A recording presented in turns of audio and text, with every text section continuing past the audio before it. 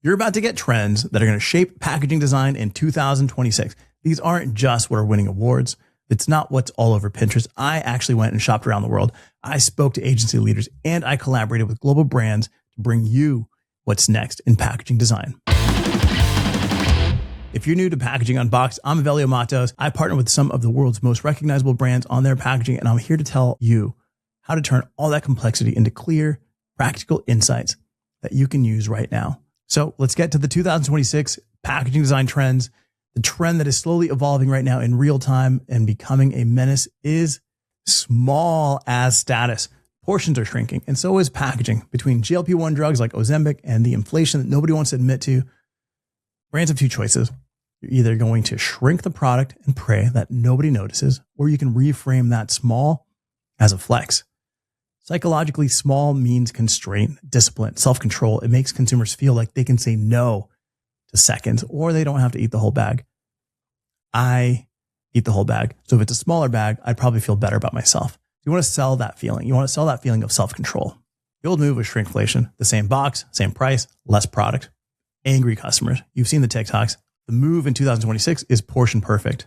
One ritual, one packed, one opening, one consumption. Why are you going to see this? Instead of charging the same for less, you're actually able to charge more for less. What? Yes, charge more for less. The smaller size becomes the flex. So how do you use this trend? You feature smaller product as the hero. You build a story around the size. Size matters and small is king.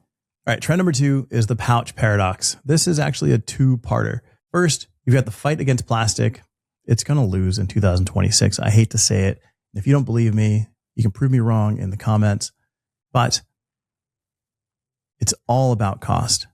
Every trend report I see out there right now is screaming about eco-materials, next-gen innovations. And they're not wrong. There's seaweed, mycelium, cellulose, compostable plastics.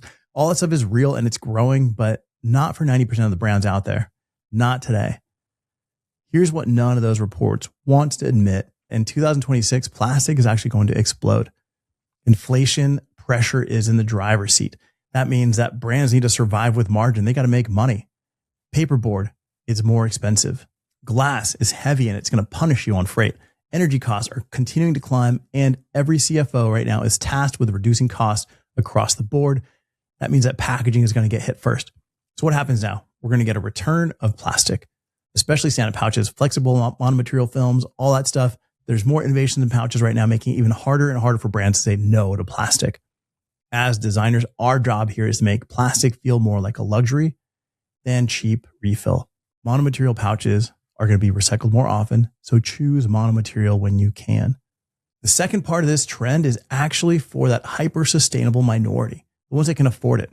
You've got the brands that have got a budget, they've got patience, and they've got a long-term story. For them, material is the story because they can't afford it, and their supply chain is flexible. Mycelium cushions, pulp trays, seaweed or algae-based films, regenerative fibers, agricultural waste, all sorts of stuff.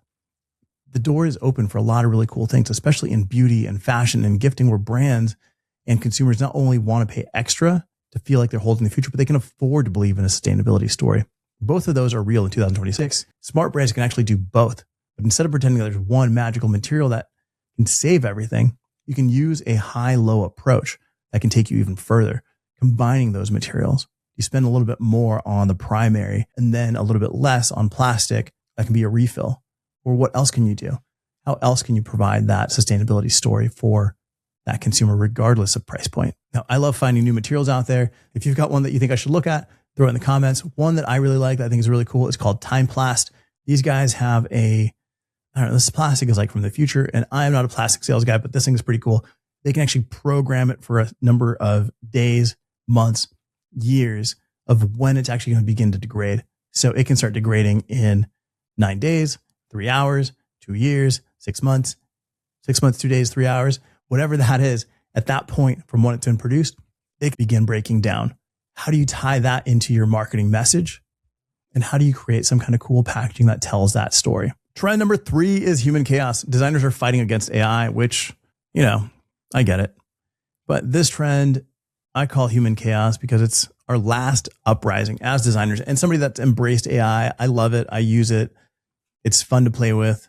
It fills in little gaps here and there, but it's not the entire design.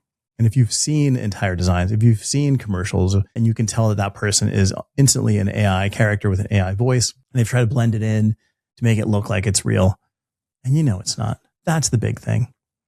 Every design tool out there right now is defaulting to the same look. Whether it's Nano Banana in Photoshop or Canva and its AI companion, everything has perfect gradients, perfect symmetry, and generic humans that just don't exist. So no matter what it is, consumers all feel it when it's not real. They lack trust. In response to that, we're seeing human chaos starting to show up.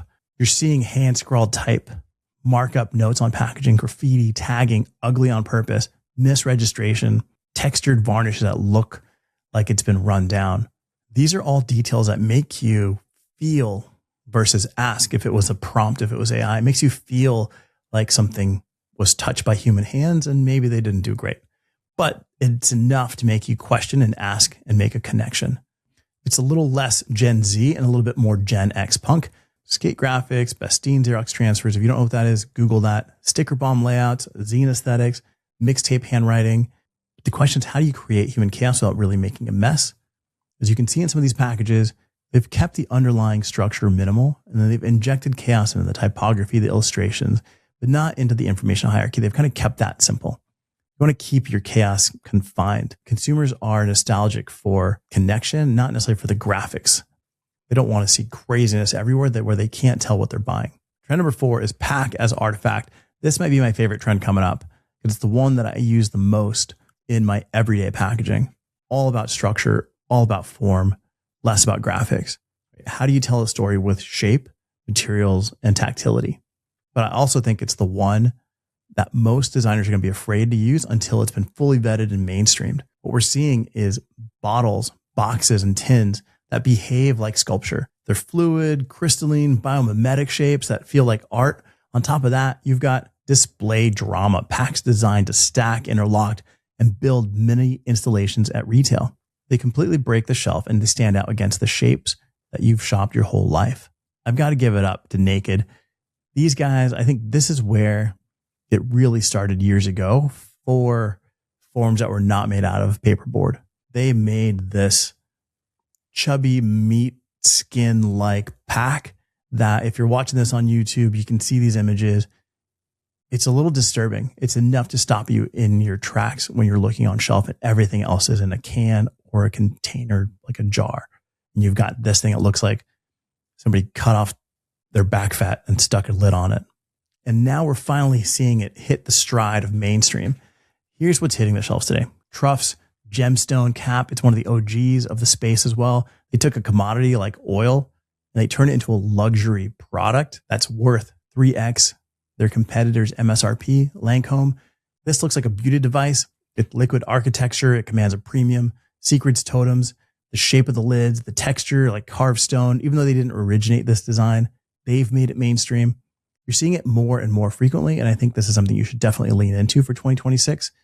Just work with the right manufacturer that knows how to do these things, because working with the wrong one is going to cost you a lot and maybe cost you the job.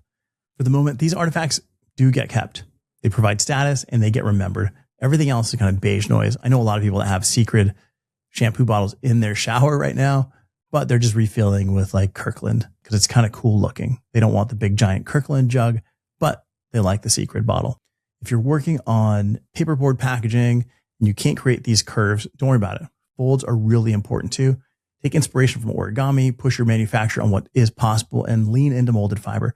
You can combine those two. And if you're designing 2D only in 2026, you're going to be leaving a stupid amount of money on the table. Trend number 5 is all about color. It is Chemi-Color. We've seen the bold color blocking, contrast, neons, juicy gradients, everything screaming fun at the top of your lungs. But in 2026, it doesn't go away. It just grows up a little bit. It matures. And if you're going to weaponize color in 2026, your packaging is going to have to be chemically loud, commercially engineered, and it's got to be impossible to ignore. So think radioactive purples, printing that replaces old CMYK with new mix of colors. What does that mean? I talk about this all the time, and people ask me, like, how do you even do that? So everything you see on shelf right now that's 4-color process is cyan, magenta, yellow, and black. No news there. But you can change these on the actual press. You can pick different colors. Go through your Pantone book. Pick any one of these and replace it. You can pick a bright, bold blue to replace your cyan. At the minimum, this is pretty standard. You can, instead of using magenta, you can use rubine red. Ask your printer, replace my magenta with rubine red. See what that looks like.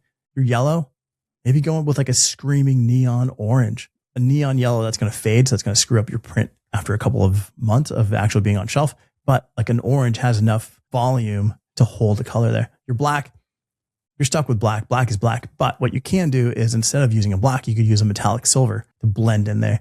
If your print doesn't have a lot of black, if it's really bright colors and, you know, whatever the imagery is, there's not a lot of black in there, you can then replace it with anything else you want. So you could do a silver, you could do like a deep navy, maybe a purple, depending on which way your graphics lean. That's how you add more color. That's how you more with less. Still 4-color process, but it's not 4-color process. You can use neons on bold backgrounds. You can use hyper gradients that are going to melt your eyeballs. These are things that you want to do because shoppers scan. They're walking down the aisle. You got to blast them with flavor cues, product personality. It's got to be able to disrupt them and pull them out of their phone, right? When you're walking down the aisle, I know when I'm walking down the aisle, I've either got like a recipe or a list, or if somebody's texted me, I'm looking at what's happening here and I'm trying to shop what's up here. So if what's up here is bright enough and exciting enough that's pulling me out of this, that's what you want. You want to be able to draw people into your pack. If you look, for example, at the kitchen gadget aisle, everything in there is gray. What's great is look at Zoku. This is fun. It's bright. I want to have fun. I want to get this. Color's going to help packaging stand out. And most importantly, it's going to communicate clearly, and it's going to make the right product stoppable at 6 feet while somebody's scrolling on their phone. You got to pick one dominant color, pair it with a simple typography for legibility, use gradients with purpose, designed to be read at 6 feet, not 2. And in this case, color is action, not emotion. All right, we got trend number 6, soft armor. Think of metallics getting friendly. Think of the Terminator as a Care Bear. This isn't a random trend that was picked up from scrolling through all the AI slop on Pinterest. Everywhere that I went looking for packaging, I highlighted this shift. It's quietly happening across beauty, hair, and body. It's even on some food, candy, toys. So it is happening everywhere. These are rounded, softened silhouettes that target a more mature audience. Frosted metallics, hybrid finishes, holographic accents, no hard edges, soft touch coatings over sharp finishes that look like a response to some of these other bold young trends. This is the opposite of human chaos. It is like controlled energy. Human chaos is a little bit messy. It's raw. Soft armor is controlled. It's silky. It's futuristic, and it's friendly. And I'm going to add that packaging in soft armor tended to be priced 30 to 40% higher than its competitors on shelf. This might be the biggest trend coming right now, because after years of blanding, consumers are subconsciously craving calm finishes, rounded shapes that mimic the tech in your pocket. Beauty is copying the trust language of consumer electronics. Think of all the stuff in your house that you trust, and then think about the products on your shelf in your bathroom. Like now they're trying to make this connection as more beauty products tend to lean into hardware. You've got like the red light masks, you've got, you know, the scrubbers, you've got all these different things that are tech driven that have a trust language. And it's actually taking money away from some of these beauty products. So now beauty products have to compete with actual tech. So they've got to make their products feel like tech. As more of these skincare brands kind of move into actual hardware, beauty products have to feel like hardware to stay relevant. Trend number 7, regulation ready. This is packaging's sexiest trend in 2026. It's the one that no designer is going to want to admit that they suck at. Keeping it legal. Tariffs are shifting daily. EPR fees are coming online. EUDR is tracing every single tree's location on Earth. And California's SB 54 is about to force redesigns on half of the plastic Santa pouches in the US. Regulation ready packaging is the one trend that you've got to jump on, or you're going to face the consequences. Designers who understand regulations won't just make better packaging. They're the only ones whose designs are actually going to make it to shelf. Here's what's going to happen if you don't. You're going to design something beautiful. Your client's going to approve it. They're going to love it. The manufacturer is going to go back to them and say, yeah, well, you can't legally make this, or this design is going to cost you 3 times more than you thought because your designer didn't consider the extra cost of the design, like extra costs for material tariffs, anti-dumping duties, EPR fees, EUDR, non-compliance fines. All that stuff can cost more than the packaging if you don't consider it from the start. Your design won't hit retail and you're going to look like you didn't even understand the assignment, like you don't know what you're doing. Regulation ready design is your new competitive advantage. Designers who know how SB 54 restricts multi-layer plastics, how EUDR requires exact fiber geolocation, how EPR fees add cost to oversized and unrecyclable formats, how tariffs force material and sourcing shifts. Those designers won't just get to create packaging, they're going to future-proof the brands they work with. So if you want to win in 2026, your creativity has to be able to survive legal review, manufacturing realities, regional compliance, and economics. It's not about the prettiest design anymore or how you can use the same typeface that everybody else is using. It's about having the right tools to grow brands in a tight market. And it doesn't get tighter than this.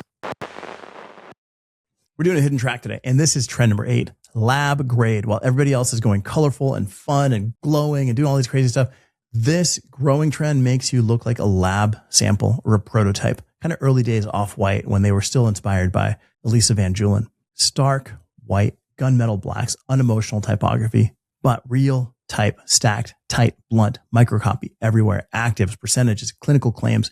You want your beauty to feel like a prescription, your pouches that give exhibit A and boxes that feel like prototypes, unfinished. This may be an early reaction to those vibe only packs where bland, bold sells everything. Consumers no longer want that. They want hard proof.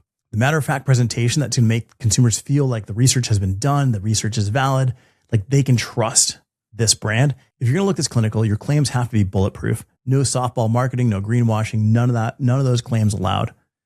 If you want to add a human moment to this pack, fine, but you're only allowed one: a foil stamp in silver or matte gray, a spot UV over type, a deboss, no emboss, that's too much.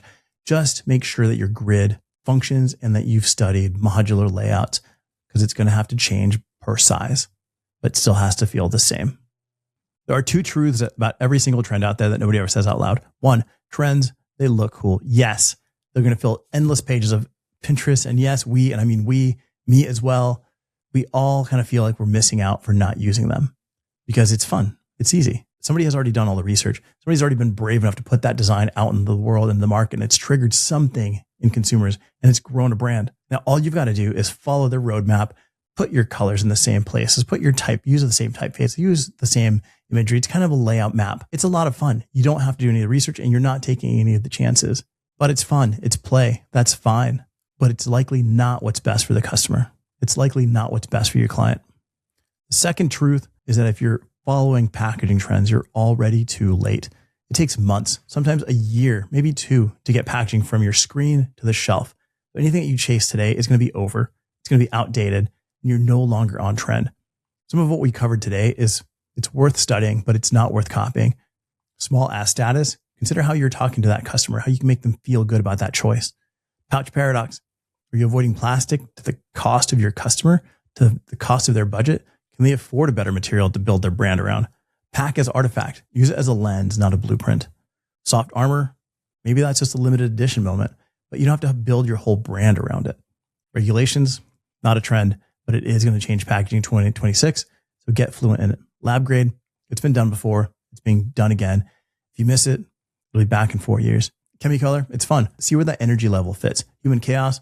Punk speaks to me, but nostalgia doesn't build brands. It just doesn't. It doesn't quite hit as hard the second time around. And the point of this video is to show you the things that are happening in 2026, not necessarily the things that you should follow. You should also be able to learn how to spot these trends, how to take the time to go look on shelf. And if you can't travel, that's no problem. Go to different types of stores, go to makeup stores, go to tech stores, go to your Best Buy, go to Sephora, go to Ulta, go to your grocery store, go to your local market. Look at what's on shelf in different price points, take pictures of everything, catalog it, and you're going to start seeing these trends popping up every single time you go to the store. It doesn't take much. It's easy to do. And that way you're not counting on what packaging is winning an award and why you feel like maybe your packaging should follow that, because hopefully you'll win an award. The best award is growing a client's brand. That's why they come back to you. That's why they pay you to design packaging again, not to win an award. Awards don't sell product. Great packaging isn't built by trend chasers. Great packaging usually doesn't even win any awards, but it's built by people that know when to tap into the moment or when to ignore it. Your goal is to build brands, not chase trends. Check out last year's trends here and see if we were right. Drop a comment below and let me know what trends I might have missed. My name is Velio Matos, and this is Unboxed.